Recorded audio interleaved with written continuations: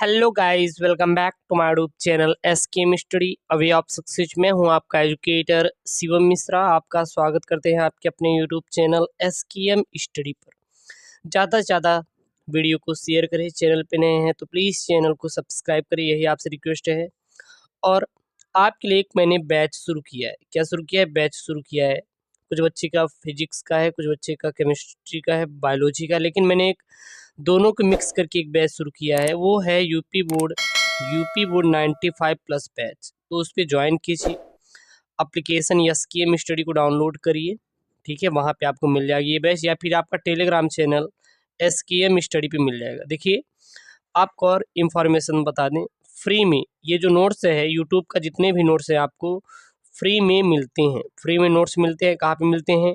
Telegram channel SKM study पे जाइए। Telegram को आप ज्वाइन कीजिए। एसकेएम स्टडी यूपी बोर्ड का number 1 Telegram channel SKM study, जिसपे 26,000 से ज़्यादा बच्चे, 27,000 से ज़्यादा बच्चे इस समय फ्री में नोट्स डाउनलोड करके अपनी पढ़ाई कर पा रहे हैं। आप लोग भी जाइए, नोट्स को वहाँ से फ्री में डाउनलोड कीजिए। और एप्लीकेशन से यदि आप सारे, यहाँ पे आपको जो यूपी बोर्ड 95+ बैच है, इसको केवल 399 में है। पूरा मैं आपको कंप्लीट पढ़ाऊँगा, और जाके उसको ज्वाइन कीजिए। Link in the description box नीचे दिया गया है। और टेलीग्राम को ज़रूर से ज़रूर ज्वाइन कीजिए। आज का जो लाइक टारगेट है वो आपका 1000 वीडियो लाइक टारगेट। कितना है? 1000 लाइक टारगेट है। और आशा करते हैं कि आप 1000 लाइक कर ही देंगे, ठीक है। और कोई दिक्कत आए तो आप कमेंट करिए, कमेंट बॉक्स ओपन ही है, कोई समस्या नहीं होगी। तो यहाँ पे पहला है, सबसे पहला है, सही विकल्प चुनकर अपनी उत्तर पुस्तिका में लिखो। आपको सही विकल्प चुनना है, और सही विकल्प चुनने के बाद आपको अपनी उत्तर पुस्तिका में आपको लिखना है। ये जो कोर्स है यह स्पेशल बायो वालों के लिए है। बायो वालों के लिए, सॉरी, 299 में है। बायो वालों के लिए, यदि आप बायो से हैं तो जाके कोर्स को ज्वाइन कीजिए। हमारा बायोलॉजी का कोर्स है, नीचे दिया गया है, उसको ज़रूर से ज़रूर ज्वाइन कीजिए, ठीक है। तो सबसे पहला यहाँ पे है, सही विकल्प चुनकर अपनी उत्तर पुस्तिका में लिखें। अब यहाँ पे जो पिछले साल आए हुए हैं, ये सारे जो प्रश्न हैं सन 2019 पेपर से बने हुए प्रश्न हैं, ठीक है। सभी अध्याय के हैं, ऐसा नहीं है कि कोई अध्याय बचा हुआ है। सारे अध्याय को पूरा निचोड़ यहाँ पे लिया गया है। तो सबसे पहला प्रश्न है, भारतीय भ्रूण विज्ञान का पिता कहा जाता है। जो भारतीय भ्रूण विज्ञान का पिता किसे कहा जाता है? तो आपको 4 ऑप्शन मिलेंगे। यहाँ पे कौन कौन से हैं? जगदीश चंद्र बोस को भारतीय भ्रूण विज्ञान का पिता कहा जाता है, प्रोफेसर पंचानन महेश्वरी को कहा जाता है, या डॉक्टर हरगोविंद खुराना को कहा जाता है, या डॉक्टर वीरबल साहनी को कहा जाता है। तो भारतीय भ्रूण विज्ञान का पिता किसे कहते हैं? आपको इसका राइट आंसर लिखना है। तो जो भारतीय भ्रूण विज्ञान का पिता कहा जाता है वह सर जगदीश चंद्र बोस को, किसको? सर जगदीश चंद्र बोस को भारतीय भ्रूण विज्ञान का पिता कहा जाता है। तो भारतीय भ्रूण विज्ञान का पिता किसको कहा जाता है? भारतीय भ्रूण विज्ञान का पिता सर जगदीश चंद्र बोस को कहा जाता है। सर जगदीश चंद्र बोस कौन है? भारतीय भ्रूण विज्ञान का पिता है। भारतीय भ्रूण विज्ञान का पिता किसको कहा जाता है? सर जगदीश चंद्र बोस को कहा जाता है। इसको याद कर लीजिए, यह सन 2019 के पेपर में पूछा गया है। क्लियर है यहाँ पर? अगला यहाँ पे प्रश्न है। प्रश्न क्या है? पिछले साल पेपर में पूछा गया था, 200 लघु बीजाणुओं के निर्माण के लिए प्रकार्यात्मक लघु बीजाणु मात्र कोशिकाओं में कितने अर्धसूत्री विभाजन होगी? 200 लघु बीजाणुओं के निर्माण के लिए प्रकार्यात्मक लघु बीजाणु मात्र कोशिका में कितने अर्धसूत्री विभाजन होंगे? 400, 50, 200 या फिर 100? तो 200 लघु बीजाणुओं के निर्माण के लिए प्रकार्यात्मक रूप से लघु बीजाणु जो मात्र कोशिकाओं के लिए कितने अर्धसूत्री विभाजन होंगे? वैसे आपका जो आंसर लिखा था वो 200 है, लेकिन ये गलत है। क्या होगा? 50 होगा। कितना होगा? 50 होंगे, ठीक है ना, क्योंकि एक मात्र कोशिकाओं से 4 बनते हैं, 4 लघु बीजाणु बनते हैं। तो यहाँ पे 200/50 कर देंगे तो आपका आंसर आ जाएगा। कितने? 50 हो जाएंगे, ठीक ना, /4 1/4। अगला है यहाँ पे, निम्नलिखित में से कौन जीवन के अस्तित्व के लिए सबसे बड़ा खतरा है? यानी कि जो जीवन का अस्तित्व है इसके लिए सबसे बड़ा खतरा कौन है? क्या मरुस्थलीकरण है, या वनोन्मूलन है, या फिर विकिरण है, या फिर ध्वनि प्रदूषण है। तो निम्नलिखित में से कौन जीवन के अस्तित्व के लिए सबसे बड़ा खतरा बना हुआ है? तो जो जीवन के लिए अस्तित्व के लिए सबसे बड़ा खतरा बना हुआ है वह इसका है, क्या है? मरुस्थलीकरण, वनोन्मूलन, या ध्वनि प्रदूषण, या फिर विकिरण। तो इसका आपका जो राइट ऑप्शन है वह है आपका वनोन्मूलन। वनोन्मूलन का मतलब होता है वनों का कटाव करना। यदि आप वनों का कटाव करते जा रहे हैं, वनों का आप लगा नहीं रहे हैं, तो जाहिर सी बात है जो आपका वातावरण है, क्या है? वातावरण है वह बिगड़ता चला जाएगा। और जाहिर सी बात है जब यह वातावरण बिगड़ेगा तो आपका जो मेरे प्यारे लाडलो, आपका जो वातावरण है वो क्या हो जाएगा? खराब हो जाएगा। क्योंकि जो मौसम बनता है, क्या बनता है? मौसम। आपको पता होगा मौसम कितने प्रकार के होते हैं? आपका बरसात हो गया, और क्या हो गया? गर्मी हो गई, और क्या हो गई? एक जाड़ा हो गई। तो ये आपके 3 मौसम होते हैं, ठीक है ना? और इन 3 मौसम को बनने के लिए सबसे अहम भूमिका किसकी होती है? पेड़ों की होती है। पेड़ों मतलब वनों की होती है। यदि सोचिए जरा, अगर हमारे जीवन में यह पेड़ अर्थात वन रहेंगे ही नहीं तो हमारा जीवन कैसे चलेगा? नहीं चल पाएगा। तो पेड़ों और वनों के लिए प्यारे बच्चों, यदि पेड़ और वन आप नहीं लगाएंगे तो जाहिर सी बात है आपका जो जीवन है वो खत्म हो जाएगा। तो राइट आंसर क्या हो जाएगा? आपका दूसरा हो जाएगा। क्लियर है यहाँ पे? और इसका जो पीडीएफ है, क्या इसका? पीडीएफ, या फिर आप क्या? नोट्स। पीडीएफ और नोट्स के लिए वो भी किस में? फ्री में। क्या ज्वाइन करेंगे? टेलीग्राम ज्वाइन करेंगे। टेलीग्राम का लिंक कहाँ है? डिस्क्रिप्शन बॉक्स के अंदर दिया है। तो टेलीग्राम को आप लोग ज्वाइन कीजिए, link in the description box. Telegram का नाम क्या है? SKM study. क्या है? SKM स्टडी है, ठीक है। अगला यहाँ पे प्रश्न है, दलहनी पौधों की जड़ों में पाया जाता है। दलहनी पौधों की जड़ों में क्या पाया जाता है? राइजोबियम, लेगुमिनोसेरम, या फिर एनाबीना, या बेसिलस, या इनमें से कोई नहीं। तो दलहनी पौधों की जड़ों में पाया जाता है, क्या पाया जाता है? तो जो दलहनी पौधों की जड़ें में पाया जाता है वह पाया जाता है आपका राइजोबियम लेगुमिनोसेरम। राइजोबियम लेगुमिनोसेरम जो होता है यह दलहनी पौधों की जड़ों में पाया जाता है। राइट आंसर क्या हो जाएगा आपका? पहला हो जाएगा। यहाँ पे दिए तो ऐसे 3 हैं, लेकिन राइट आंसर क्या होगा आपका? राइजोबियम लेग्यूमिनोसेरम जो होगा आपका, यह राइट आंसर हो जाएगा। देखिए आपका जो एग्ज़ाम होता है यह काफ़ी टफ नहीं होता, यह बहुत ही नॉर्मल यहाँ पे प्रश्न बनते हैं। बस बशर्ते बात की यही होती है कि आप पढ़ाई किस प्रकार कर रहे हैं। यदि आप पढ़ाई अच्छी तरीके से करेंगे तो जाहिर सी बात है वहाँ पे नंबर आप ज़्यादा से ज़्यादा कैच करेंगे। तो आप बस अपने एग्ज़ाम को नहीं, पढ़ाई पे ध्यान दीजिए। यदि आपका पढ़ाई कंप्लीट रहेगा तो एग्ज़ाम में आप अच्छा नंबर ज़रूर स्कोर करेंगे। तो अच्छा नंबर आपको स्कोर करना है तो आपको पढ़ाई दिन रात मेहनत करके करना पड़ेगा, ठीक है। अगला यहाँ पे है, क्या है? अंड समुच्चय के निर्माण में कौन सहायक है? जो अंड समुच्चय का निर्माण होता है इसके लिए कौन सहायक है? अंड व सहायक कोशिकाएं, या कोशिकाएं हैं यहाँ पे, लेकिन यहाँ पे होगा एक्चुअली में कोशिकाएं होगा। क्या होगा? कोशिकाएं होगा। ये ध्यान दीजिएगा, यहाँ पे क्या होगा? कोशिकाएं होगा। यहाँ पे कोशिकाएं होंगी, ठीक है ना। चलिए कोई दिक्कत नहीं।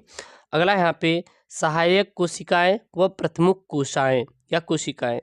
तो अंड समुच्चय के निर्माण में कौन सहायक होता है? तो जो अंड समुच्चय के निर्माण में होता है वह अंड व सहायक कोशिकाएं होती है। अंड और सहायक कोशिकाएं क्या करती हैं? अंड समुच्चय का निर्माण करती हैं। तो अंड समुच्चय का निर्माण कौन कौन करती हैं? अंड व सहायक कोशिकाएं मिलकर अंड समुच्चय का निर्माण करती हैं। ये सारे प्रश्न बहुत ही आपके लिए इम्पॉर्टेंट है, इसलिए आपको इसको कंप्लीट, जी हाँ, पूरा का पूरा क्या करना है? आपको तैयार करना है। कहीं से भी आपका छूटना नहीं चाहिए। अगर आपका एक भी छूटेगा तो जाहिर सी बात है आपका नंबर जो हो जाएगा वो डाउन हो जाएगा। तो आपको देखना है कि आपका नंबर अप करना है या फिर आपको अपना नंबर डाउन करना है, या आपके ऊपर डिपेंड करता है, ठीक है। अगला है यहाँ पे, क्या है? सैल्विया में परागण होता है, जो सैल्विया होता है इसमें परागण किस प्रकार से होता है। बात आती है कि सर ये परागण क्या होते हैं, परागण कितने प्रकार के होते। देखिए परागण जो होते हैं 2 प्रकार के होते हैं। क्या होते हैं, एक होता है स्वपरागण, क्या होता है स्वपरागण, एक क्या होता है पर परागण, क्या होता है पर परागण। तो परागण कितने प्रकार के होते हैं, 2 प्रकार के, स्वपरागण और पर परागण। अब बात आती है स्वपरागण जिसमें स्वयं के द्वारा होता है, जैसे जल परागण, एक क्या है स्वयं परागण है, या स्वयं में हो जाता है। जल परागण वायु परागण कीटों द्वारा, सॉरी अब मिस्टेक हुई यहाँ पे। देखिए जो पर परागण होता है आपके कई प्रकार के होते हैं। पहला क्या होता है, कीटों के द्वारा होता है, फिर क्या होता है जंतु के द्वारा होता है, जंतु द्वारा होता है, और क्या होता है जल के द्वारा होता है, और किसके द्वारा होता है वायु के द्वारा होता है।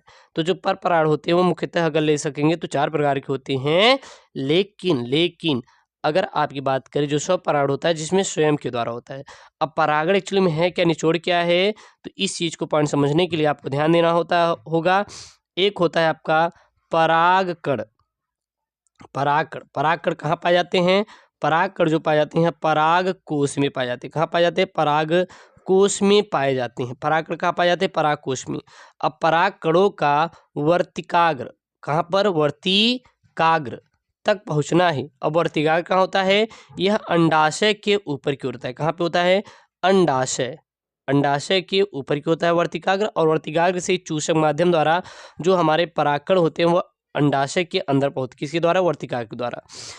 तो परागकणों का वर्तिकाग्र तक पहुंचने की क्रिया को ही क्या कहते हैं, परागण कहते हैं। ठीक है, तो सैल्विया में परागण किसके द्वारा होता है, जल द्वारा, वायु द्वारा, कीटों द्वारा, या फिर इनमें से कोई नहीं। तो जो सैल्विया होता है उसमें जो परागण क्रिया होती है वह आपकी कीटों के द्वारा होता है। राइट आंसर क्या हो जाएगा आपका यहाँ पे, तीसरा हो जाएगा राइट आंसर। क्लियर है यहाँ तक। कोई अगर आपको परेशानी है, कोई प्रश्न नहीं समझ आ रहा तो बिल्कुल आप कमेंट कीजिए, बिल्कुल आपको टेंशन नहीं लेना है। ठीक है, चलिए अगला यहाँ पे प्रश्न है, क्या प्रश्न है, प्रदूषण के प्रमुख कारक है। जो प्रदूषण होता है इसके प्रमुख कारक कौन है। तो यहाँ पे देखिए 4 ऑप्शन दिया है, पादप है, जंतु है, मनुष्य है, या फिर इनमें से कोई नहीं। तो बात करें हम लोग प्रदूषण की। प्रदूषण आप लोग पता होगा एक वायु प्रदूषण होता है। क्या होता है, एक वायु प्रदूषण होता है। फिर क्या होता है, जल प्रदूषण भी होता है। क्या होता है, जल प्रदूषण भी होता है। और क्या होता है, ध्वनि प्रदूषण भी होता है। क्या होता है, ध्वनि प्रदूषण भी होता है। तो फिर देखेंगे वायु प्रदूषण हो गया, जल प्रदूषण होगा, ध्वनि प्रदूषण। अब ये बताइए ये जो प्रदूषण है कौन कर रहा है, ये प्रदूषण कौन फैला रहा है। क्या हमारे पादप फैला रहे हैं, क्या हमारे जंतु फैला रहे हैं, या फिर मनुष्य। आपको पता होगा पादप तो भैया खुद ही एक हमारे प्रदूषण को कम करने वाले जंतु हैं, जंतु नहीं जीव हैं, सॉरी जीव हैं। ठीक है, पादप हमारे क्या होते हैं, जीव हैं कि जो कि प्रदूषण को कम करती हैं। ठीक है ना, और जंतु भी कहीं ना कहीं इसमें पार्टिसिपेट कर रहे हैं। साथ ही साथ जो मनुष्य होते हैं यह क्या करता है, यह अपने काम के लिए वस्तुओं का उपयोग करता है, या फिर वस्तु का उपभोग करता है। ठीक है ना, उपयोग करने के बाद उसे क्या करता है, बेकार समझ के फेंक देता है। क्या करता है, फेंक देता है। जब यह किसी वस्तु को अपने काम के लिए उपयोग करेगा तो उस बेकार हो जाए, बेकार के बाद उसे क्या करेगा, फेंक देगा। तो अगर वह पानी में कोई अगर वस्तु फेंक देती है तो सड़ने के बाद क्या हो जाता है, जल प्रदूषण। हाँ, और इससे कहीं ना कहीं हानिकारक गैसें निकलेंगी, वायु प्रदूषण। तो प्रदूषण कौन फैला रहा है, तो जो प्रदूषण फैला रहा है मनुष्य फैला रहा है। तो किसी चीज़ को याद करने की जो आपकी क्षमता होनी चाहिए मेमोरी की, वो अलग तरीके से काम करना चाहिए। जब तक आप किसी चीज़ को अलग तरीके से नहीं समझेंगे तब तक आप उसे आसानी से नहीं कर पाएंगे। ठीक है, अगला यहाँ पे प्रश्न है, क्या है, लाइकेंस में फंगस तंतु पोषण प्राप्त करते हैं। जो लाइकेंस होता है इसमें फंगस तंतु जो पोषण प्राप्त करते हैं किधर से प्राप्त करते हैं, वायु से, शैवाल से, मिट्टी के कार्बनिक पदार्थों से, या फिर इनमें से कोई नहीं। तो लाइकेंस में जो फंगस तंतु पोषण प्राप्त करती हैं वो किधर से प्राप्त करती हैं, तो आपके शैवालों से प्राप्त करते हैं। लाइकेंस में फंगस तंतु पोषण किधर से प्राप्त करते हैं, शैवालों से प्राप्त करते हैं। ठीक है, अब देखेंगे, अब ये जो लाइकेंस होता है, लाइकेंस है क्या, एक्चुअली में लाइकेंस है क्या, और लाइकेंस का निर्माण कैसे होता है। आपको पता होगा जो शैवाल होते हैं, शैवाल होते हैं जब 2 चीज़ पार्टिसिपेट करते हैं तो लाइकेंस का निर्माण करते हैं। क्या करते हैं? लाइकेंस का निर्माण करते हैं। अगला यहाँ पे आई है, प्रश्न क्या है? कौन सी अलैंगिक संरचनाएं हैं? कौन सी अलैंगिक संरचनाएं हैं? तो यहाँ पे बात करेंगे हम लोग कि जो जनन होता है दो प्रकार का होता है। कौन होता है? एक लैंगिक जनन होता है। क्या होता है? एक लैंगिक जनन होता है और दूसरा क्या होता है? अलैंगिक होता है। एक लैंगिक होता है, दूसरा क्या होता है? अलैंगिक। अब लैंगिक अलैंगिक में अंतर क्या है, यह बात सामने आती है। तो जो लैंगिक का मतलब होता है, लैंगिक का मतलब होता है जब दो जनक, जब जो जीव पार्टिसिपेट करती हैं किसी भी संतान को उत्पन्न करने के लिए, किसी भी संतान को उत्पन्न करने के लिए जब दो जनक पार्टिसिपेट करते हैं तो लैंगिक होता है। और जब एक जनक पार्टिसिपेट करता है, एक जनक पार्टिसिपेट करता है तो उसे क्या कहते हैं? अलैंगिक कहते हैं। तो निम्नलिखित में से अलैंगिक संरचनाएं कौन है? कोनेडिया, कलिका, जेम्यूल या उपयुक्त में से सभी। तो जो अलैंगिक संरचनाएं हैं वह आपका क्या है? कोनोडिया भी है, कलिका भी है और जेम्यूल भी है। इसमें क्या होती हैं? हमारी अलैंगिक संरचनाएं पाई जाती हैं। इसीलिए उत्तर क्या हो जाएगा? उपयुक्त में से सभी। अगला है गुणसूत्रों का निर्माण होता है। गुणसूत्रों का निर्माण होता है किसके द्वारा? गुणसूत्रों का निर्माण होता है यूक्रोमैटिन से, हेट्रोक्रोमैटिन से, या यूक्रोक्रोमैटिन और हेट्रोक्रोमैटिन दोनों से, या फिर इनमें से कोई नहीं। तो गुणसूत्रों का जो निर्माण होता है वह आपका यूक्रोक्रोमैटिन से भी होता है और हेट्रोक्रोमैटिन से भी होता है। तो गुणसूत्रों का निर्माण कहाँ कहाँ से होता है? दो चीज़ों से होता है, यूक्रोमैटिन और हेट्रोक्रोमैटिन। यह दोनों से क्या होता है? आपका गुणसूत्रों का निर्माण होता है। क्लियर है? अगला प्रश्न यहाँ पे भोपाल गैस त्रासदी का संबंध है। भोपाल गैस त्रासदी का संबंध क्या है? Carbon dioxide gas, ammonia gas, methyl isocyanide gas या उपयुक्त में से सभी। तो भोपाल गैस त्रासदी का जो संबंध होता है वह आपका क्या है? मिथाइल आइसोसाइनेट गैस से। यानी जो भोपाल गैस त्रासदी हुआ था वह किस गैस के रिसाव से हुआ था? मिथाइल आइसोसाइनेट गैस के रिसाव से ही भोपाल गैस त्रासदी कांड हुआ था। ठीक है, राइट आंसर क्या हो जाएगा? तीसरा। तो यह बहुत ही इंपॉर्टेंट है। अब देखिए ये सारे जो प्रश्न हैं ये पिछले साल आपके पूछे गए प्रश्न। क्या है? आपके पिछले साल आपके पूछे गए प्रश्न। केवल हम उन्हीं प्रश्नों को डिस्कशन करेंगे जो कि आपके लिए क्या है? इंपॉर्टेंट है। अगला और लास्ट प्रश्न है यहाँ पे क्या है? एक्स संलग्न जिन्स पाई जाती है। जो एक्स संलग्न जिन्स होती है वह किसमें पाई जाती है? वाई गुणसूत्रों के विषमजात भाग में, एक्स गुणसूत्रों के विषम भाग जात में, एक्स तथा वाई गुणसूत्रों के समजात भाग में, या उपयुक्त में से, या संयुक्त गुणसूत्रों में, संयुक्त गुणसूत्रों में। तो जो एक्स संलग्न जिन्स पाई जाती है वह आपके एक्स गुणसूत्र के विषम जात भाग में पाई जाती है। राइट आंसर क्या हो जाएगा? आपका सेकंड वाला हो जाएगा, जो कि आपके लिए क्या है? काफ़ी इंपॉर्टेंट है। और हाँ, इसकी जो पीडीएफ है, इसकी क्या जो पीडीएफ है और नोट्स है वो कहाँ प्राप्त कर सकते हैं? टेलीग्राम से डाउनलोड कर सकते हैं। टेलीग्राम एसकेएम स्टडी का लिंक डिस्क्रिप्शन बॉक्स के अंदर दिया है। और आप केवल 299 रुपये में वहाँ पे आपको नोट्स और वीडियो सारा मिल जाएगा। आप हमारे कोर्स को भी ज्वाइन कर सकते हैं। ओके दोस्तों, थैंक यू, जय हिंद।